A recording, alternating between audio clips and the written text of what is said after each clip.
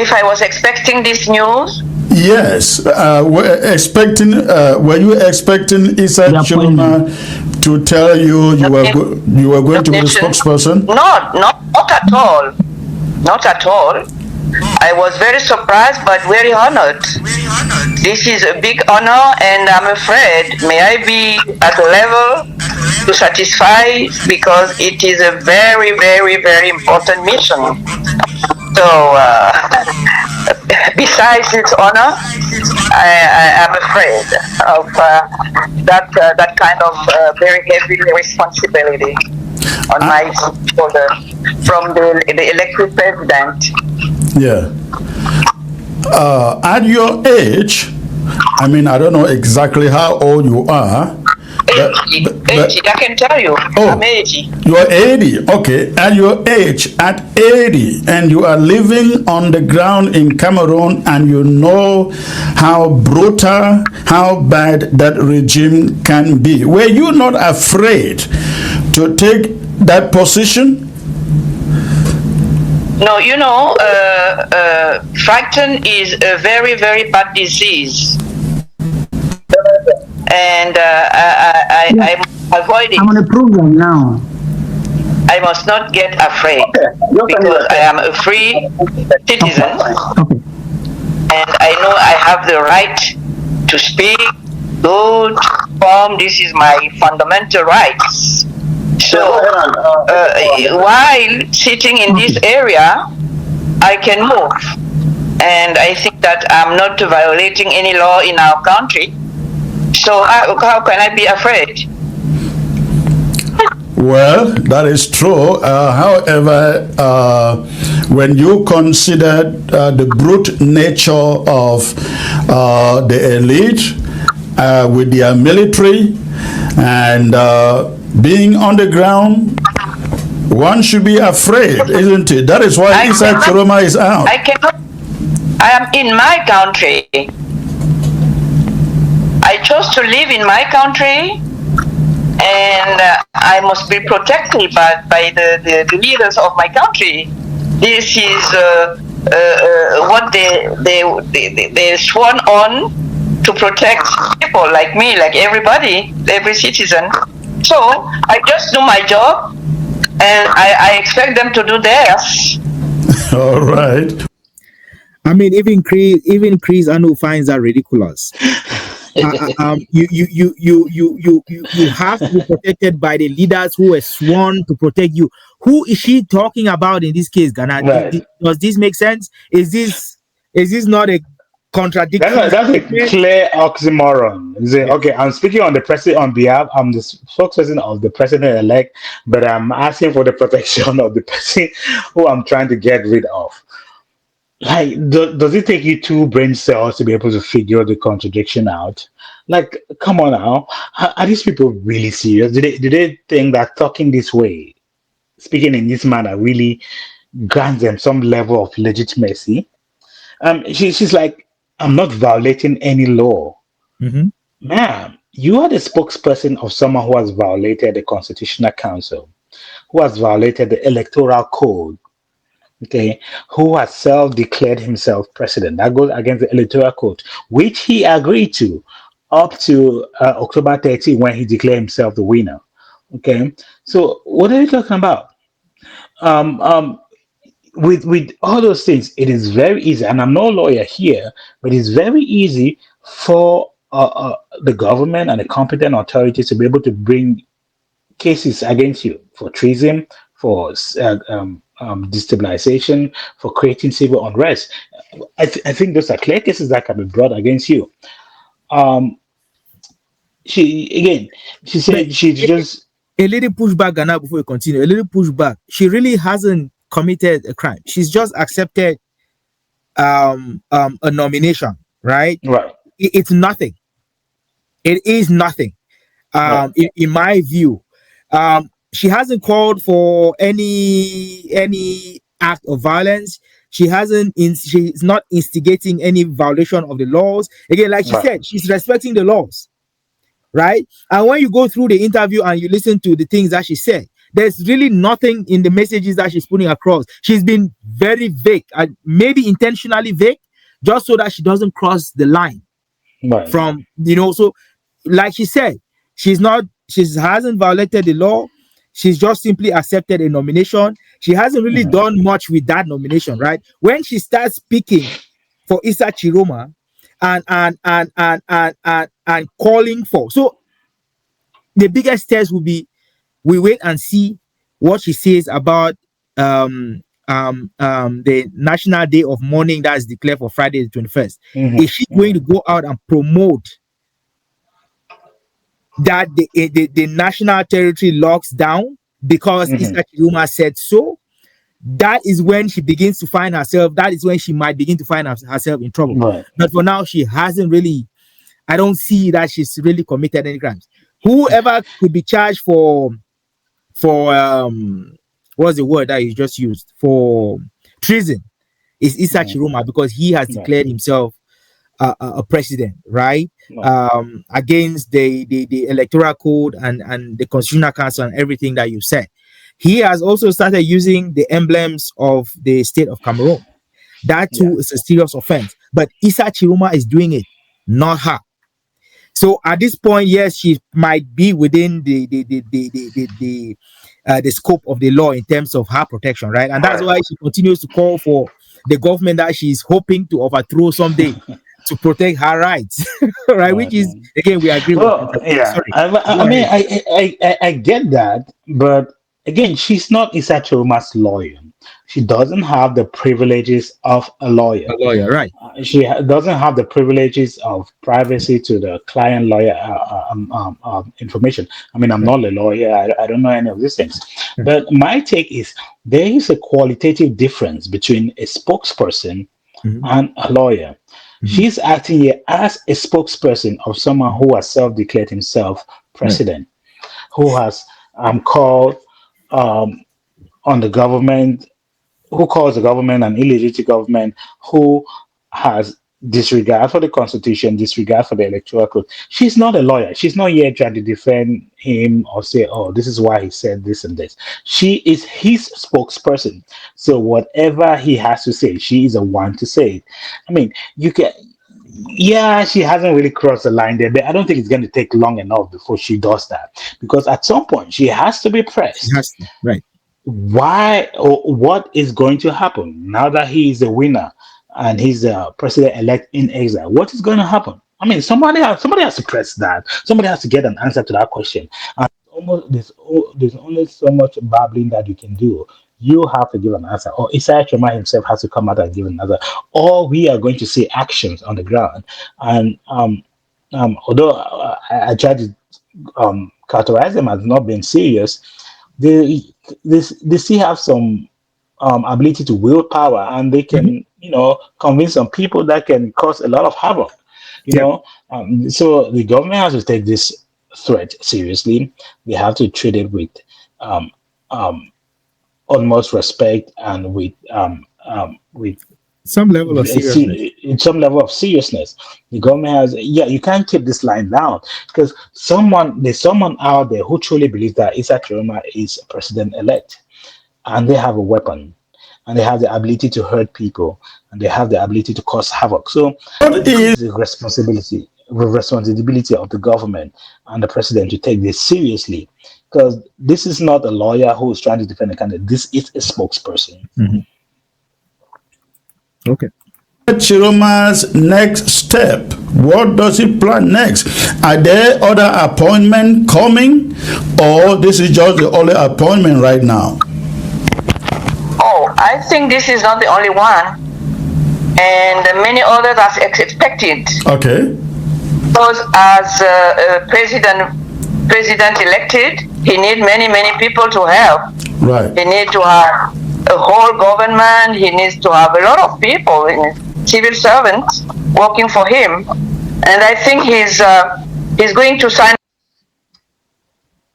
Ghana, I'm sorry. Are you trying? No. I was just making gestures. Sorry, I didn't mean for you to stop. More other decrees for that.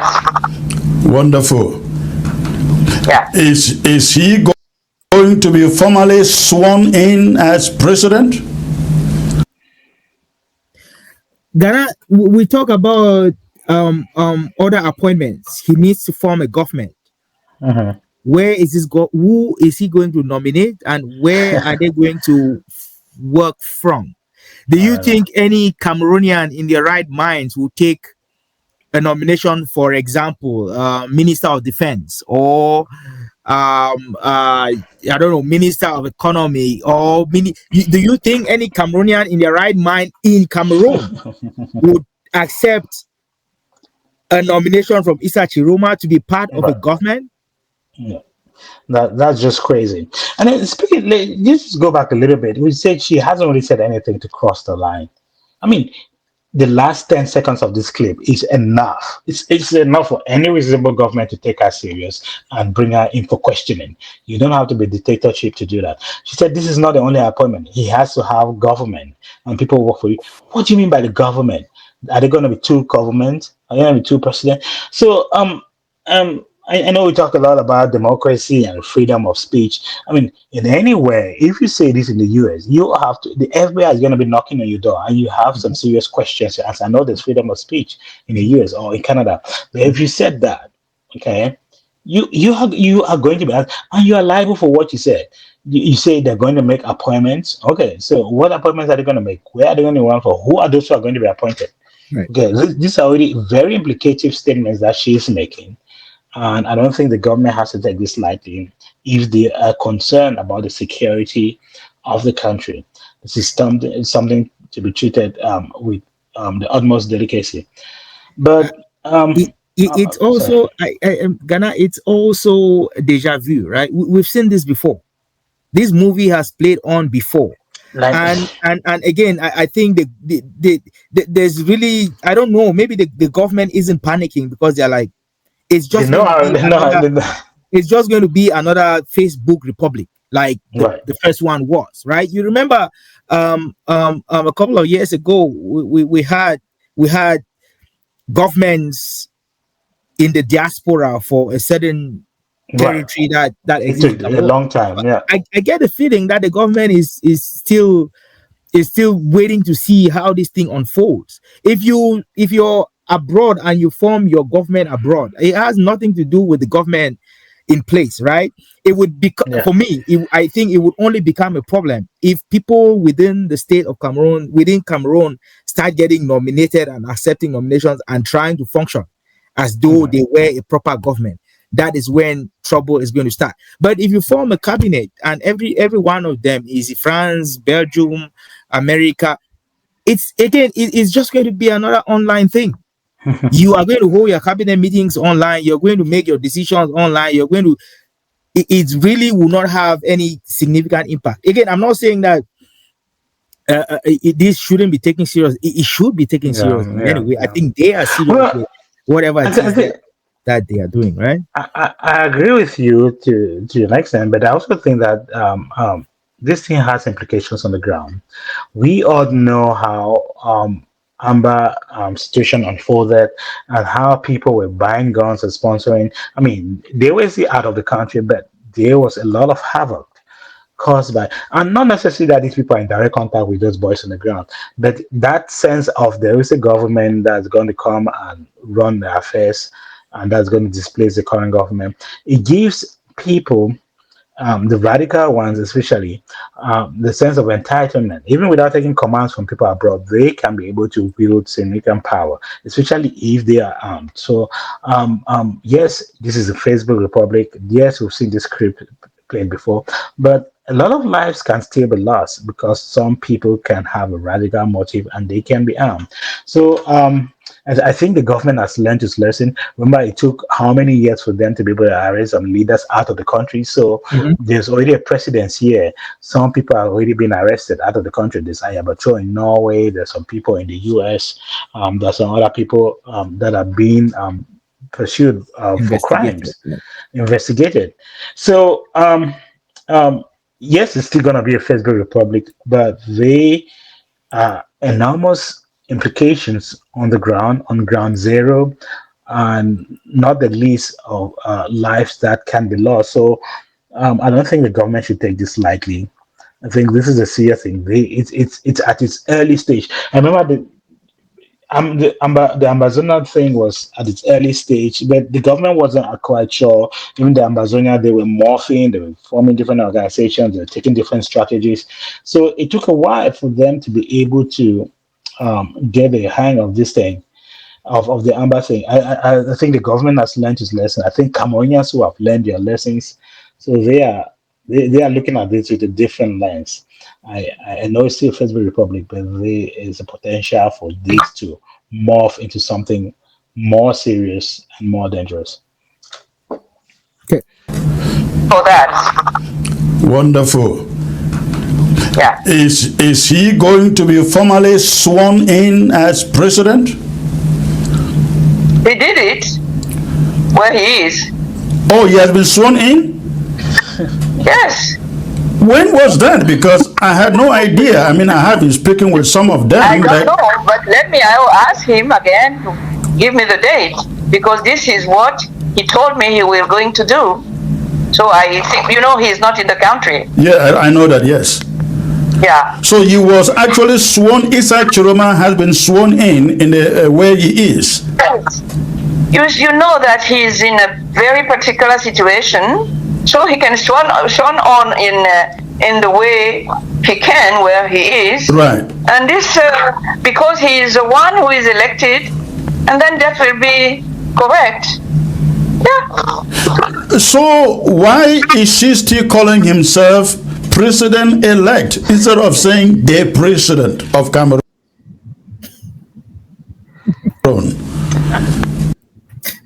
Ghana, yeah.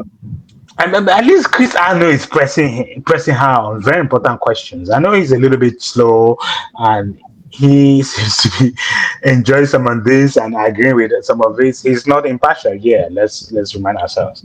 But at least he's pressing her on certain issues, and she is releasing informations again that are very, very implicative. So there is a foreign government that was sworn in by who, recognized by who. Okay, so you're already subverting the constitution of the country. It says you have to be sworn in parliament in front of the legislative body. Okay, so what I was doing is, so you are a spokesperson. I'm sorry, but you are responsible for your own words. And she is saying a lot of things that can be used to implicate her.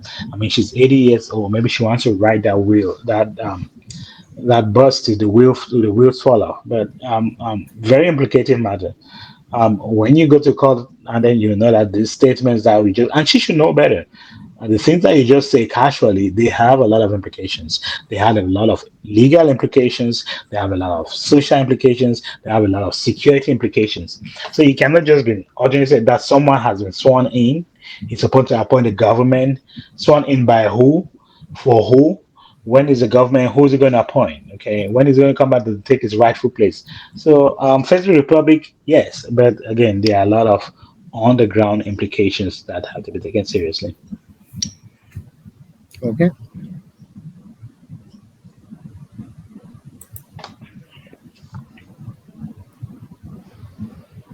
Because he wants to make the difference between the other person who is saying that he's a president and he. Wonder. Okay, that makes a lot of sense. That makes a lot of sense. So that doesn't make any sense. What makes it like?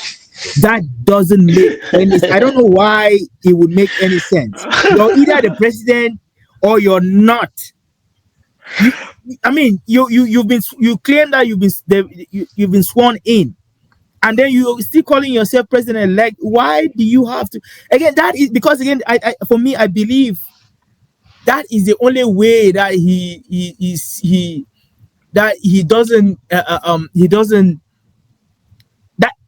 that is the only way that Issa Tchiroma can continue to galvanize or can continue to operate.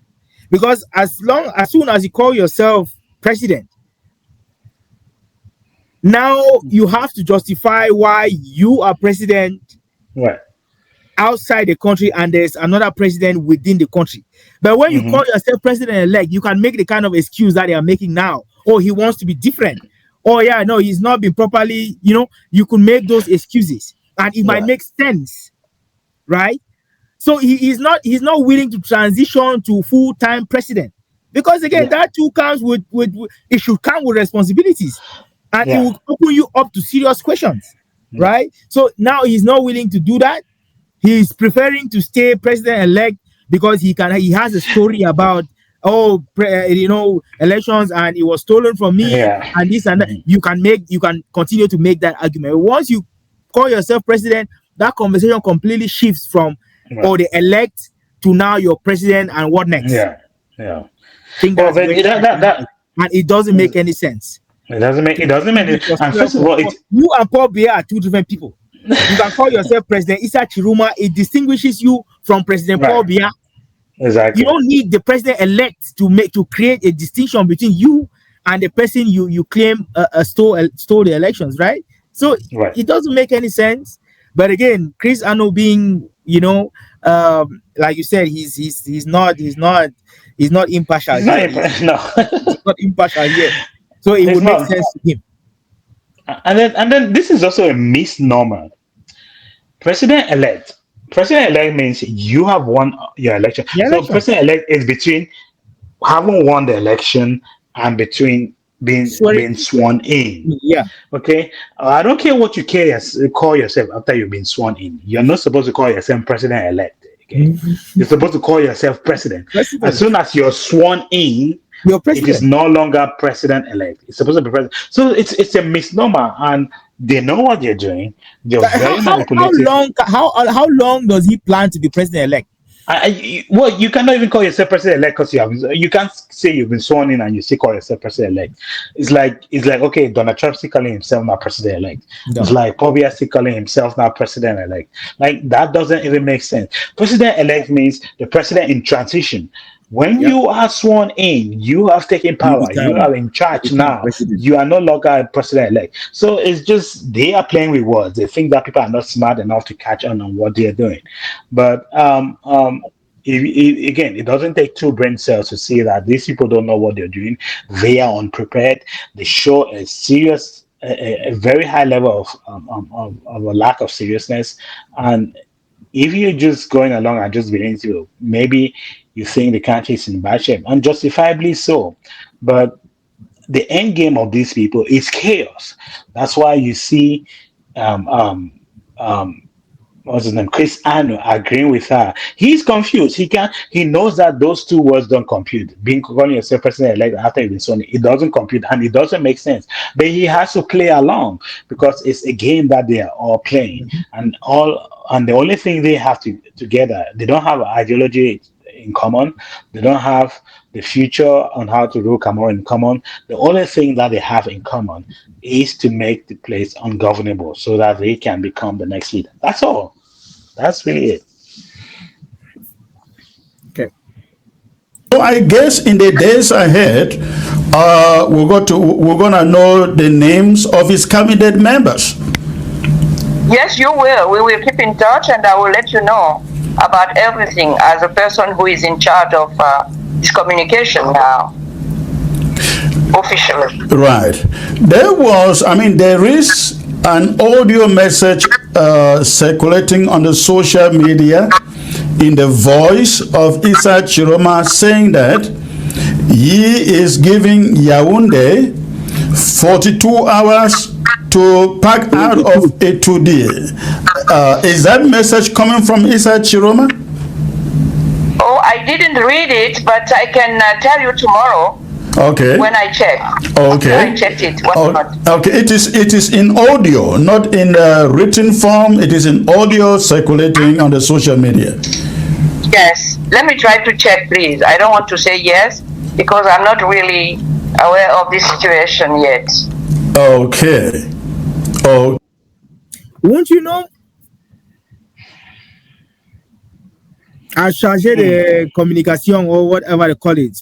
Won't you know? Porte-parole. Porte-parole. Won't you know if your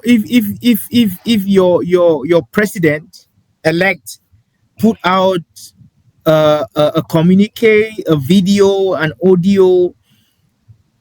Wouldn't they? You're the spokesperson. So if anything has to be said about the audio, won't you be the one to say, oh no, it's fake, or no, it's real? I mean, won't again? This is what continues to baffle me. Yeah. Are you people ready for this?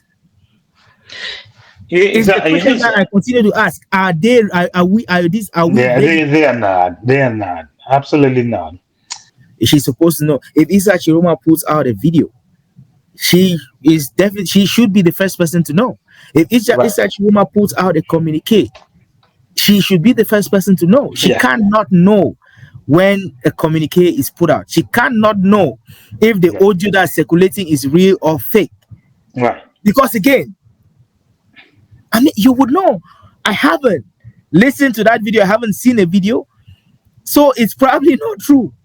I Right. haven't shared. They haven't shared the video with me, so it's probably fake. It's probably not true. But again, she doesn't know, and she has to go back and verify. And again, She's playing that's catch where up. the problem is. She's Or playing maybe catch she's up. new and she's still catching up, Ghana. Maybe let's give her a little bit of slack here.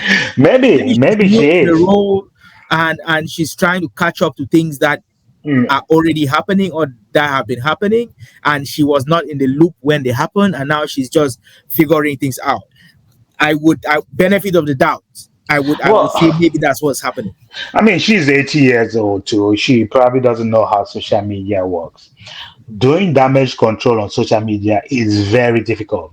You have to go out there before the I bad news is find coming out. You have to be the one to lead the way and not trying to come back and you're trying to correct bad news, whether this one is true or not, whether that one is true or not, whether that one was said by president-elect or not, whether this one has some level of validity or not. No, you have to be upfront. You have to be leading charge and then let the people there, if they have any questions, direct them to you, not playing catch up like she's been doing. Again, we'll give her the benefit of that, but we're going to see how. I'm just saying, all in all, they have started on a very poor footing. yes. It's very amateurish. It shows lack of seriousness. It shows lack of preparedness. It shows that they are playing catch up. They don't even know what is coming out from the presidency, if it has a level of validity or not. So it's crazy. But they have to change course. I mean, whatever cause or credibility they have to change course because I'm not taking them seriously. I don't think a lot of people are taking them seriously. But again, there's still a potential to cause havoc. If they're playing the game for recognition or the game of validity, I don't think this outing gives credit to any of Yeah. them. It doesn't give credit to Madame Maître Alice. It doesn't give any credit to President-elect Issa Yeah. Tchiroma, right? It just shows a lack of seriousness. And again, because again, they are not only cajoling the people of Cameroon, they are also cajoling the international community. And no, I don't think that anyone outside would look at this and say, okay, this seems to And be this is serious. of course, maybe we should pay a little bit more attention. No, Right. they are not. Are you concerned? Are you concerned that Issa Tchiroma is not being heard enough, is not out there enough, and it is killing the momentum on the ground? Well, I cannot answer this question, but I know that his situation is not a normal situation. Yeah. And I really don't know in which country he is, because his security is not insured. Right. You know that. Yeah. So it's very difficult to have a lot of answers about what you are concerned with. But as soon as I have information, I will let you all know, and I'm very happy that you are concerned by all this situation about our elected president in Cameroon. Absolutely. Tell me, how about the population on the ground? Is the momentum still there? Are they patient? Are they ready? I mean, are they patient enough to see? Oh yes, they know they elected him. This is the one person they know they elected. So they are behind him because they are the one who elected him. So they recognize themselves in this elected president. Are you? If I were asking the questions, I would say, how do you know that the momentum is still on? Everybody has gone back to their jobs. Yeah. Schools have started. People are going about their day. How easy do you think it's going to be to Yeah. get people back elevated to the point where you can get them back on the streets? And that would have been my follow-up question, right? Because again, just Yeah. saying, oh yeah, they elected him, the momentum is there, is not evident. It is not evident. What Mm. tells you that the momentum is there? I don't see people marching. I don't see people calling on the current government to step down. I don't see that, right? A lot of the people who are actively doing that are staunch members of the party, who are, especially people who are outside. When you go to social media, Ghana, I don't see the Cameroon social media space talking about Issa Chiroma a Nah. lot in that sense. Nah. But when you come outside to the diaspora, yes, you have a lot of commentators and the Mimi Memphos and the Chris Anus and you get a lot of those, and a lot of the French commentators, right? Social media activists. Right. A lot of that activity is happening outside Cameroon. So yes, maybe the diaspora is a lot more active, but the question wasn't whether the diaspora was active. The question was whether Cameroonians, those in Cameroon, whether the momentum is still there. Yeah. And she wasn't really able to make that make sense to me. Just Yeah. because you claim that they had voted for Issa Chiroma does not mean that they haven't really moved on, right? So Uh, again, that would have been a follow-up question. Like, how do you know that I didn't know. Yeah, how do I you think know it's a natural question to come up from what she said.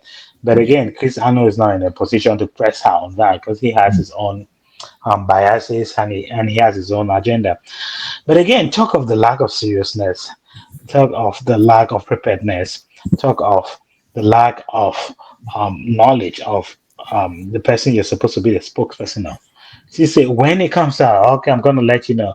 It just shows how they're playing catch up. It just shows how she was propped up to this position without any preparation. And it's very obvious. I mean, you don't need to look further than what she said. She doesn't really know. And it seems to me that Issa Choma is not even willing to tell her all his moves too, because she might be targeted. They might be tracking his phone calls with her. Mhm. So Mhm. he's talking to her. They might be putting um, undisclosed officers to track Yeah, her and her yeah. movement and stuff like that. Yeah, but I it think just it makes sense that she doesn't know. I wouldn't want to know where he was, right? right. If I was her, I wouldn't. That is information that I wouldn't even want. I wouldn't ask Mm. for. I wouldn't want to know, because imagine that what they call said picks this lady up in 5 minutes. Okay. You would have to disclose where, because again, like she will not resist. Again, I'm not supporting torture or any of that, right? Right. But if you put her under serious pressure, it would take less than five Ah, minutes sure. to start disclosing information, right? So You don't even need to. You just need to tap a phone. Like the government yeah, knows how or to do that. tap Yeah. people's So phone. it's best she doesn't know where Issa Chiruma is. And again, I understand the spying and the issue of tapping phones. Probably that's why she might not have direct communication with Issa Chiruma. There might be a third and a fourth and a fifth person before information gets to her, right? I don't think the information is direct. Again, like she said, she hasn't heard from him, she hasn't spoken to him. She will get to him.